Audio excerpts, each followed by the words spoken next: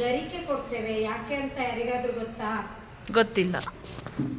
ಗೊತ್ತಿಲ್ಲ. ಗಣೇಶನಿಗೆ ಗರಿಕೆ ಇಷ್ಟ ಅಂತ ಹೇಳಿ ಕೊಡ್ತಾರೆ, ಹೇಳ್ತಾರೆ ಎಲ್ರು. ಆದ್ರೆ ಕತೆ ಹಾಗಲ್ಲ. ಮೇದಿನಿ ನಿರ್ಮಾಣ ಅಂದ್ರೆ ಭೂಮಿ ನಿರ್ಮಾಣ ಆದಾಗ ಮೊದಲು ಹುಟ್ಟಿದ್ದು ಗರಿಕೆ. ಆಯ್ತಾ? ಈಗ ನಿಮ್ಗೆ ಎಲ್ಲರಿಗೆ ಗೊತ್ತಿರ್ಬೋದು, ಆ ದೇವಲೋಕದಲ್ಲಿ ದೇವತೆಗಳನ್ನು ಸೋಲಿಸಿ ರಾಕ್ಷಸರು ದೇವಲೋಕ ನಮಗೇನೆ ಬೇಕು ಅಂತ ತುಂಬಾ ಜಗಳ ಆಗ್ತಾ ಇದ್ರು ಮೊದಲಿಂದ. ಅದರಲ್ಲಿ ಒಬ್ಬ ಆಂಗ್ಲಾಸುರ, ಅಲನಾಸುರ ಅಂತ ಒಬ್ಬ ರಾಕ್ಷಸ. ಅವನದು ಕಣ್ಣಿಂದಲೇ ಬೆಂಕಿದ್ದು ಜ್ವಾಲೆ ಅಷ್ಟಷ್ಟು ಹೊರಗೆ ಬರ್ತಾ ಇತ್ತು. ಅವನು ದೇವತೆಗಳಿಗೆ ತುಂಬ ಕಷ್ಟ ಕೊಡ್ತಾ ಇದ್ದ.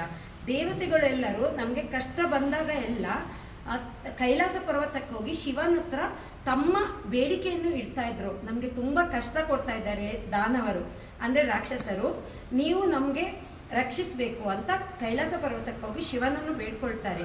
ಶಿವ ಆಗ ತನ್ನ ಮಗನಾದ ಗಣಪತಿಗೆ ಹೇಳ್ತಾನೆ, ಹೋಗಪ್ಪ, ದೇವಲೋಕದಲ್ಲಿ ದೇವತೆಗಳಿಗೆ ತುಂಬ ಕಷ್ಟ ಆಗ್ತಾ ಇದೆ, ಅವರನ್ನು ಬಚಾವ್ ಮಾಡು, ಹೋಗು ಅಂತ. ಗಣಪತಿ ಬಂದಾಗ ರಾಕ್ಷಸನಿಗೆ ಈಗ ಸ್ವಲ್ಪ ಸ್ವಲ್ಪ ಗಾಯ ಮಾಡಿದ್ರೆ ಅವ್ರು ಚಿಗುರುಕೊಳ್ತಾರೆ, ಪುನಃ ಬೆಳೀತಾ ಹೋಗ್ತದೆ. ಅದಕ್ಕೋಸ್ಕರ ಗಣಪತಿ ಏನ್ ಮಾಡ್ತಾನೆ, ಕೋಪದಲ್ಲಿ ಆ ಆಂಗ್ಲಾಸುರನನ್ನು ಧುಮುಕ್ಕಂತ ತಿಂದು ಬಿಡ್ತಾನೆ.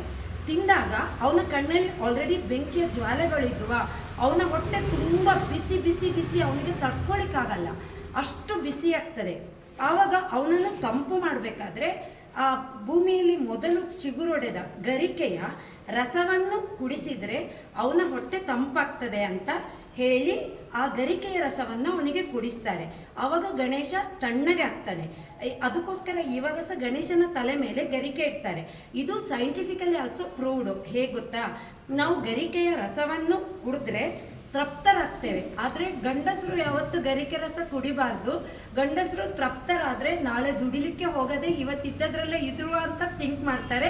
ಹೆಂಗಸರು ನಿಜವಾಗಿ ಗರಿಕೆ ರಸ ಕುಡಿತಾ ಇದ್ರೆ ಹೆಂಗಸರು ತುಂಬಾ ತೃಪ್ತಿಯಿಂದ ಇರ್ತಾರೆ.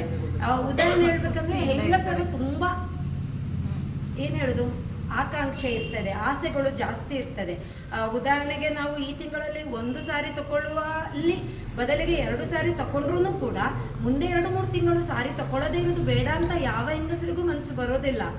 ಮುಂದೆ ಆಲ್ರೆಡಿ 2 ಇದ್ದಾವಲ್ಲ, ಇನ್ನ 3 ತಗೊಳ್ಳುವ, 4 ತಗೊಳ್ಳುವ, ಆ ರೀತಿ ಮನಸ್ಸಾಗ್ತದೆ. ಆದ್ರಿಂದ ಹೆಂಗಸರು ತುಂಬಾ ತೃಪ್ತರಾಗಿ ಇರ್ಬೇಕಂದ್ರೆ ಗರಿಕೆ ರಸವನ್ನು ಆಗಾಗ ಕುಡಿತಾ ಇರಬೇಕು.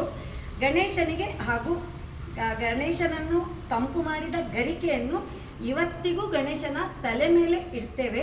ಆದರೆ ಈ ಥರ ಎಲ್ಲ ಮಾಡುವಾಗ ತಲೆಯಲ್ಲೇ ತುಂಬ ಗರಿಕೆ ಇಡ್ಲಿಕ್ಕೆ ಆಗಲ್ಲ. ಆದ್ರಿಂದ ಗಣೇಶನ ದೇಹದ ಮೇಲೆ ಎಲ್ಲಾದರೂ ಒಂದು ಕಡೆ ಗರಿಕೆ ಇಟ್ಟು ಪೂಜಿಸ್ತೇವೆ. Thank you.